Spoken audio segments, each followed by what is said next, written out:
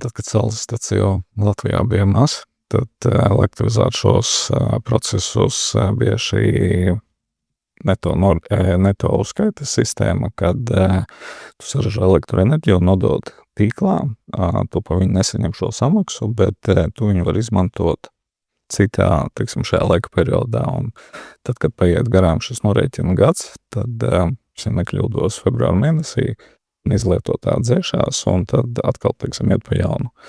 Tad, kad stacija ir maz, tad tas ir iespējams. Pie šī daudzuma, kas sabūvēts ir tagad, tas nebūtu iespējams, jo kādam tad nāktos bankrotēt. Attiecīgi, teiksim, uzņēmumiem un no pagājušā gada vai 24. gada 1. martā nav iespējams vairāk kļūt par neto uzskaites sistēmas dalībnieku, var piedalīties tikai un vienīgi uz šiem godīgajiem spēles nosacījumiem, kad ir šī neto, teiksim, norēķina sistēma, kad tu saņem noteiktu samaksu par tavā uzņēmumā vai tavā mājā saražotu elektroenerģiju.